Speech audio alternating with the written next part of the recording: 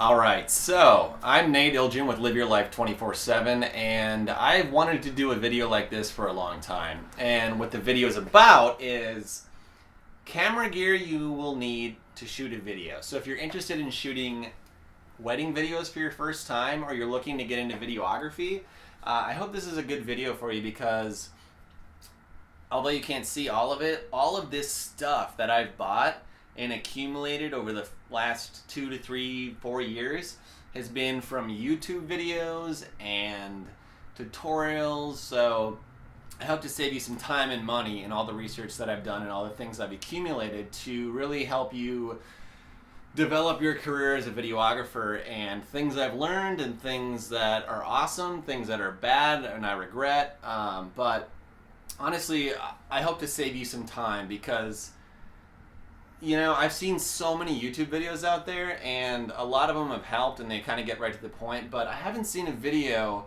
for wedding videography that really encompasses what you need for a wedding video, or what you could really benefit from for having like a total amount of gear, or like the minimum amount to get by on a shoot. So my goal is to hopefully tackle the type of things you're going to need and save you some time, and hopefully allow you to pick out things you could use and things you don't really need to use, and hopefully just enlighten you a little bit and share my knowledge about my experience in videography. A little backstory about myself. I own a company called Live Your Life 24/7, and what we do is we do a bunch of lifestyle videos that encompasses literally living your life, which is applied to brands, weddings, promotional material, corporate stuff, anything that you need a video for. Like, our brand focuses on breathing life into your video. So that's kind of our approach, and that's kind of how we excelled and took off as a company, as people wanted to come to us and like I said, breathe life into their company through a cool lifestyle video. So this is honestly my first video doing this stuff, and like I mentioned, hopefully I mentioned, I've wanted to do this for a while because I have always wanted to see someone on YouTube do something like this, but I've had to watch endless videos on this stuff to really get an idea of what I needed to be a videographer and be successful in this career. So nonetheless, I hope I'm not going to waste too much of your time. I'll go as fast as possible, but I'll try to be as detailed as possible. I don't care if you like or subscribe. I don't care about any of that. All I care about is assisting you with things you need and what's going to get the job done. So without further ado, let's do this. Okay, so right now, unfortunately, to film this, I need to use my main camera, which is the Canon 70D. Now, the reason I got this camera and the reason I'm in love with this camera is because of the autofocus, the clarity, the screen on the camera itself, and just how much of a powerful HD SLR camera this is for filming. I think I bought it for like $1,700 with the kit lens, which I have in here, which is an 18 to 135.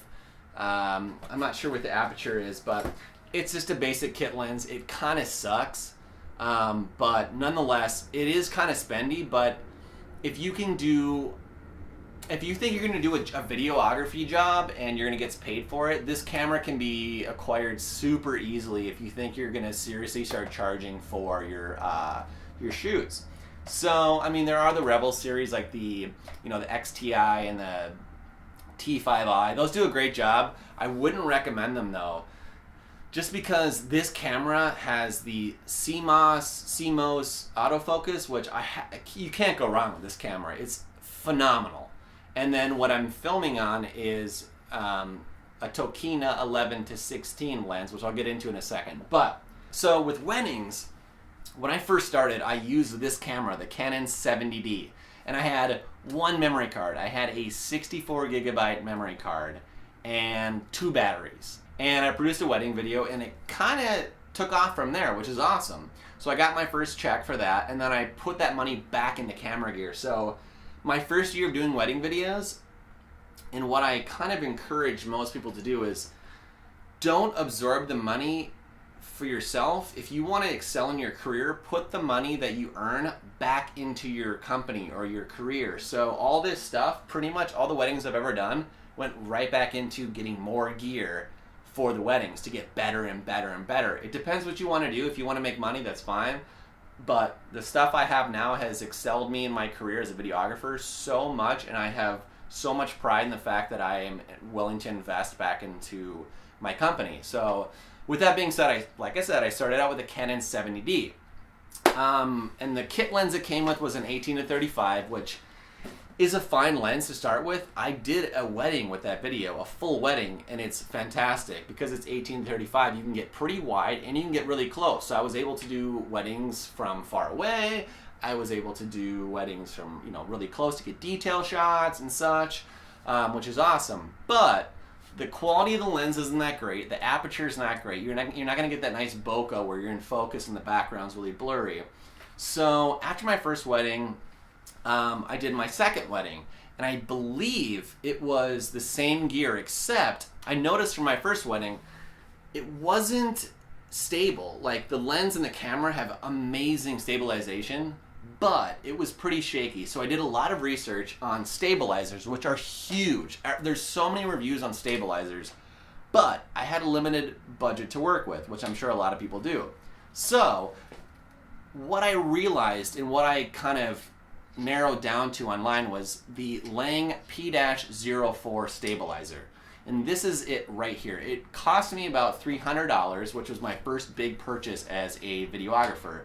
But this was an invaluable purchase to make. It's a lot cheaper than the glide cams like the HD 2000s and so on and so forth. I'm sure they're great stabilizers, but this honestly did a phenomenal job with my second wedding video. And it was the second tool I bought. Same memory card, same camera, same lens, except I added a stabilizer.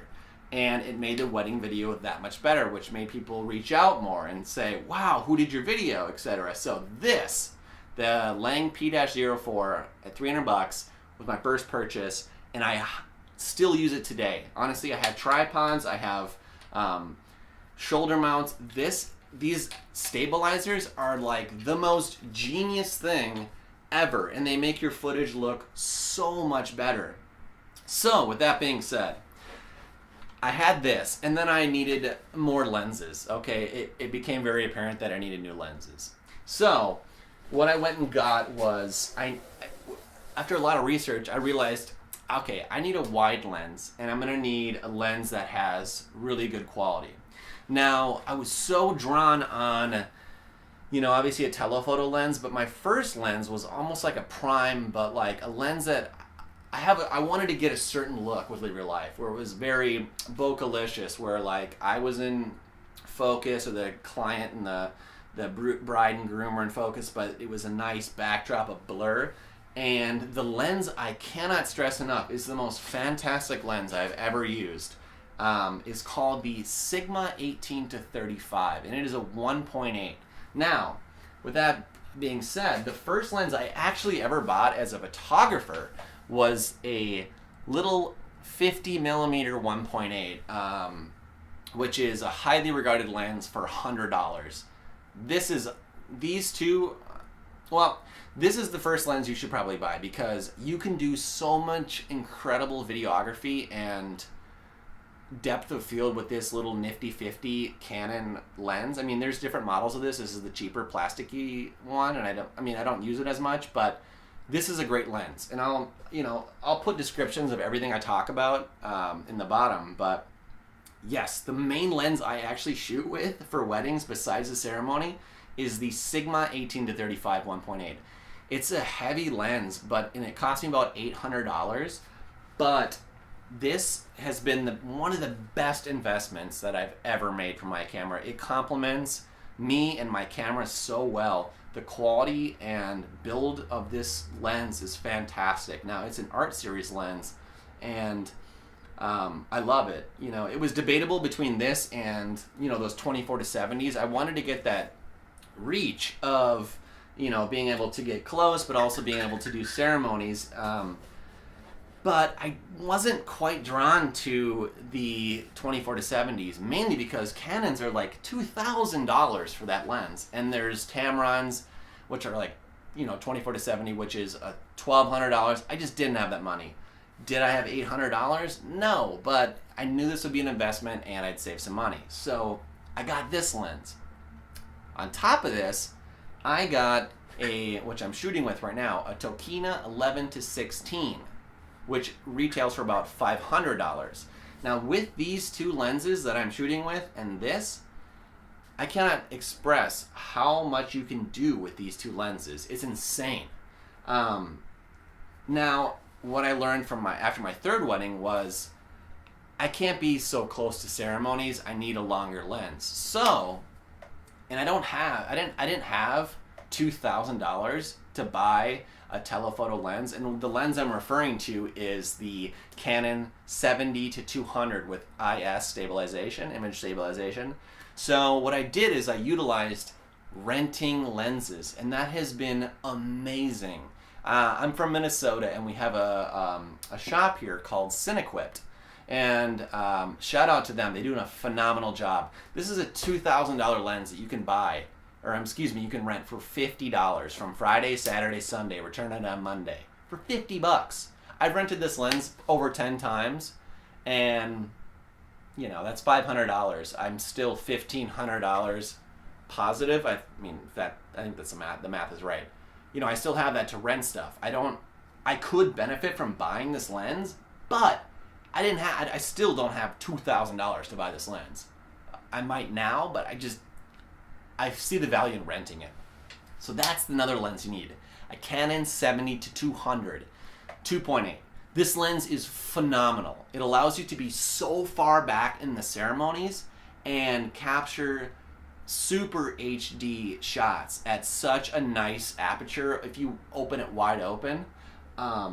Which on that point, another invaluable investments you can make. This was about $100, but I tell you, it is changed my life in terms of video. It's the Tiffen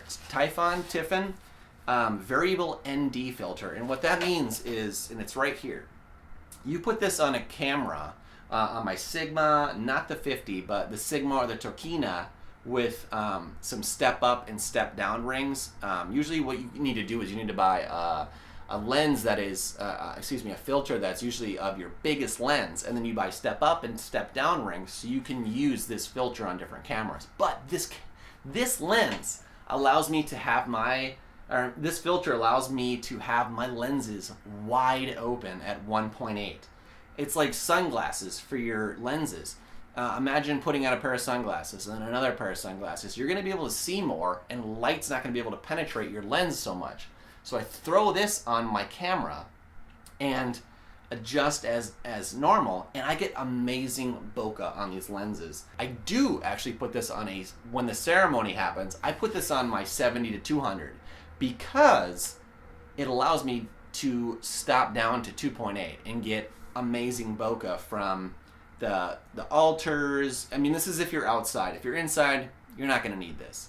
But if you're outside, having this is amazing. So again, I'll put descriptions for this down below, and I'm trying to get through this as fast as possible. I have so much gear to talk about, but this is one of the most valuable filters you can buy. It's about $100, but if you take care of it, it is amazing. Okay, so I'm a run and gun type of guy. I use my camera, I use my stabilizer, but there is a risk that you could miss a shot. So I had to invest in a used camera to have as a second backup camera. This is if something went wrong with my camera, or basically if something went wrong with my camera. But I was like, I have a second camera, why not use it? So what I did was I bought a Canon 7D, not a Canon 70D, Canon 7D. Now, this doesn't have autofocus. It's a great photography camera and a backup camera if you want to do video.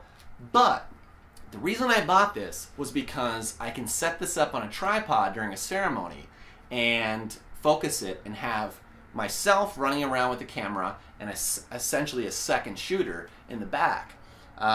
recording the full ceremony. So if I miss accidentally, something happens unfortunately with my camera, this camera will hopefully be running and capture that, which is huge. And I didn't know that starting is, what if something happens and I missed something? It's amazing to have a second camera. Now you can choose a more, now this Canon 70D, because it's such an old model, I got it for $600, and I mean, it works phenomenally. I have this as a second camera always running during stuff, reception and ceremony, to get the second shots, and it's amazing. You don't need to do it right away, but it's always really pertinent to have, as a run and gun person, to have a second camera shooting. Now, what I normally do with this camera when I have my stabilizer or my main camera running is I use this camera paired with the Tokina 11-16 to do B-roll or really wide shots. Now, how I operate is with one of the most brilliant slider inventions currently that I know of. It is called the Edelkrone slider, and this is a medium. Now with most sliders, they're long and they're a single pipe, and they're hard to carry, they don't collapse. But with this one, I got this on Craigslist for half the price. I think it goes for about $600. I got it for about $300 to $350. And what's so awesome about this is the technology where, as a medium, it looks like this, but when you slide, and it's hard to see. Now, if I put this on a tripod, it's actually double the length.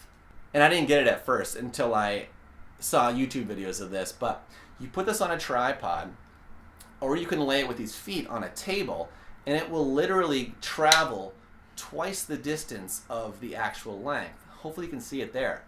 And this is such an amazing tool. Like I don't know what I would do without it, because it adds movement to your wedding. It allows you to draw people into a certain area from left to right, or you can switch it so you can go front to back if you wanted to get some table details. It just adds movement instead of a static shot, which starting out, a lot of my stuff was static. I had it, I had my camera, right against my chest or like this, and it's, it's a little shaky, and it's not, you can kind of move back and forth, but it's not fluid like this slider is. So beautiful. And the main thing to take away is it adds such a cinematic look to your films that it is such an invaluable tool to have. Now, with that being said, like I mentioned, I walked and ran around with my camera in my hand. So I was like, I can't do this anymore. I mean, I love this stabilizer, but it gets so hard in your wrist to carry this stuff. And honestly, it's a pain in the butt to stabilize if you switch a lens. So you need to use this in rare occasions or very specific things where you have it set up for one camera and one lens. So what I found was a Manfrotto monopod. And I didn't know anything about monopods, but I can tell you, I don't know how I didn't have one of these in the first place. It makes the world of difference. So a lot of the stuff I have is Manfrotto. I like to be consistent. I like to kind of buy the same brands just so things kind of work together. So with this Manfrotto monopod, which is a MVM 500A, this is such an amazing monopod. I mean, I know there's tons of other ones out there, and I can't remember the price on this one. I think it's about... Okay, so I got this one on Amazon for about $260. And it came with a head too, which is awesome. I mean, this stuff gets expensive, don't get me wrong. But what it does is it comes with these retractable feet that fold up and down, and it's got a fluid drag system, or an FDS on the bottom, which I've gotten sand in this thing, I've gotten water. It takes a little bit of time to loosen up, but once you have it loosened up, the reason it has this as a monopod is you set your camera on it like such, and with these heads that it come with, unlike a conventional tripod where you can go up, down, left, and right, these have a drag system where you can go up and down. That's it. But you tilt the actual staff of it, the main center point on the fluid drag system on the feet to go left and right. And why this is awesome, so I just let go of it and it stabilizes itself. It's standing up. So I'll put my camera on this, and when I get shots, first up, it takes the burden off your arms and your back, and it allows you to get shots fluidly. So I can go back and forth. I can get pan up, pan down, pan up, pan down shots. I can do left and right fluidly, and most importantly, the shot is stable. This is such an invaluable tool. On top of a stabilizer, the first thing I wish I would have bought is just a simple monopod. This is amazing. You cannot shoot something without this, like, especially a wedding. This is more valuable, in my opinion, than a stabilizer. A stabilizer is amazing, but you shouldn't be shooting a whole wedding with a stabilizer. Moving on. On top of monopods are tripods. Now, this is a more expensive tripod and head. If you don't have good legs, your body's gonna fall over and you're gonna damage your gear, right? I had a cheap tripod, and this is why I bought this. Mid-wedding, this thing blew over and practically destroyed the first camera that I had. And I learned my lesson to never ever do that again. So I bought this, the Manfrotto 755 CX3G.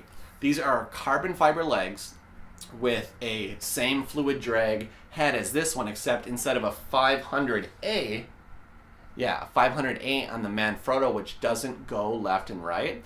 This is an MVH 500AH, which does go left, right, and up and down. But what's amazing about this tripod is it's carbon fiber. And this thing's expensive. This thing cost me like $700. But if you have expensive gear, you can't afford to have it broken. So, why did I pick this one? Now, with a conventional tripod, sure, the head goes up and down and left and right, and sure, a lot of them can go up and down. But what I love about this one in particular is the ball head, I believe it's called, that attaches to the actual head of the tripod. If I untwist this part of it right here, this head actually allows me to fully move this head in whatever direction I want. Now, why would I want that? Let's say you're on a hill, or let's say you're on an uneven surface, or these two legs are extended on a hill, and this leg shorter, and this leg's longer, and this whole thing is cockeyed. All you have to do is unloosen this and stabilize it so it's forward, and it's amazing. I don't know, all the research I did, this is the best tripod I have ever owned. The reason I got carbon fiber is because when you're hauling all this stuff around, it is super heavy, this stuff. But this is actually super light because it's carbon fiber. And carbon fiber is amazing when it gets cold. I live in Minnesota and I do a lot of outdoor shooting, and the benefit of having carbon fiber is a lot better in cold situations. Back to this slider. Pairing these two together is very important. If I had any other tripod, this would produce really dumb shots. Why? Because a lot of tripods don't have this ball head. Now let's say, for example, this is a hill and this tripod's on an angle. Now if I put my slider on this tripod, it's at an angle. If you wanted a shot like that, that'd be fine. But I normally don't. I want a level shot. So with this ball head, I can loosen it, adjust it so it's level, put my slider on top of it, using the bubbles, the bubble meters or the bubble stabilizers on the tripod and the head itself, I can get a level shot, which is amazing to have as a videographer, and it's so important. And these are honestly things I learned as I went. That's the main thing you have to understand is you can buy all this stuff and not know what to do with it. You just have to learn. You have to go out and try, and you have to experience and fail. I failed a ton. But when you're producing a video, you have to learn. It's that simple. So honestly, like, if you can take away anything from this camera gear, from the 2 cameras that I have, the lenses that I have and or rent, the slider, the two stabilizers, or excuse me, the stabilizer I have, the monopod and the tripod, you kind of have to pick what you need, what you can afford, and start with something. Start with a camera. Just a camera that does great video, like a Canon 70D. I'm going to save the audio equipment for a different video. I wanted to go over the camera equipment and the stabilization units that I use for the first video. I hope you guys enjoyed this. It's probably pretty long, but like I mentioned, I don't care about likes or subscribes. I just hope that someone finds this interesting and helpful, as well as useful, because I've looked at so many YouTube videos online about wedding videography and video tools and what are the best tools, and hope this works for you. Stay tuned for another video for audio equipment, which is a whole nother topic. I hope you enjoyed, and good luck with your searches in camera equipment. Be smart, be financially smart as well. Don't buy what you don't need, and utilize renting. A big shout out to Wedding Film School. I don't know him personally, but this highly influenced my purchases. So go check him out. I can't remember his name. Craig Adams. Craig Adams at weddingfilmschool.com. An amazing, punctual person that has so much to say about wedding videos and techniques. So go check him out. I think he's a younger guy, but he knows what he's doing, and a super awesome guy, it seems like. So yeah, guys, I hope this helped, and live your life 24/7.